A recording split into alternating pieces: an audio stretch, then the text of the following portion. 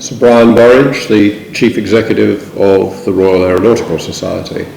Time changing the aspect of the runway. There was never any aircraft there, and this was much to the puzzlement of the air traffic controllers, but I have to tell you, it did the trick. Basically, I came from an RAF family. I knew probably when I was 8 years old that I wanted to fly airplanes. By the age of 11, I'd built a Viscount simulator in my bedroom out of hardboard and sticky bits of paper, as we did in those days. And went to university, read physics and electronic engineering, and was an RAF cadetship at the same time. Then went into the Air Force and did 35 years, never with a particular view. I was going to do a long career, like most of us. Halfway through, I wondered whether I should go into civil aviation, but I was part of a good team, so I stuck with it and ended up as an Air Chief Marshal. And ended up with 29 types in my logbook, from the Dakota through to the Eurofighter Typhoon. And I loved every minute, absolutely every minute. Space, because people at the end say, well, you haven't mentioned space. Society's not strong on space, I have to tell you.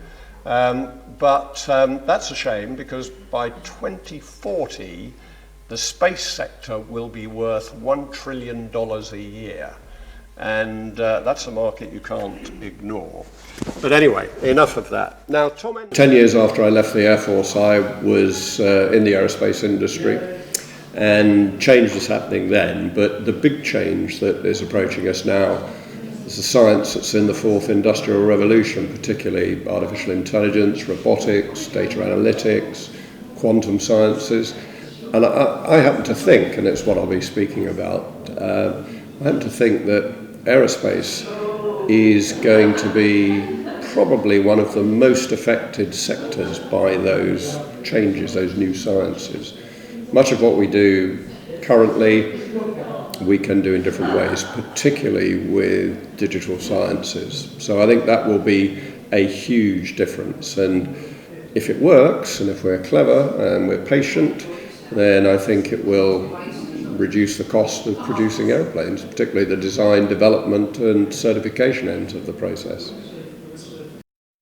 Tom Enders tried to beat me to the tape on this, because he wrote an article. Tom's in sort of wind-down mode, you know, and he wrote an article which he's been dying to get off his chest, which is, will European aerospace still be thriving in 25 years? And he said, possibly, but only if. And the only ifs are that industry is able to forge partnerships, and non-traditional partnerships, in order to capitalize on the science and technology in the fourth industrial revolution. People coming in, considering what they're going to do at A-level and university, just might want to have a look and think, actually, some of the impact of these technologies in the fourth industrial revolution are really exciting, and they will be providing me as an individual with great challenge in areas that I recognise, because much of what we're going to be doing is not that different from the sort of approaches that the gaming industry took starting a decade ago. So think of it as, first of all, not a silo, because those sorts of skills are transferable into almost any sector. And that again is one of the things that the future is showing us, that there's a convergence now between potentially the way we would design and develop aeroplanes, the way we would design and develop cars for sure, but the way we design and develop drugs, for example.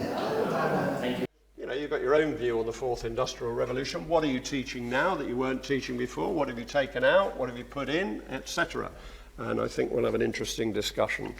But I think the real secret to this is we need to understand what the future young talent wants, rather than what we are prepared to offer.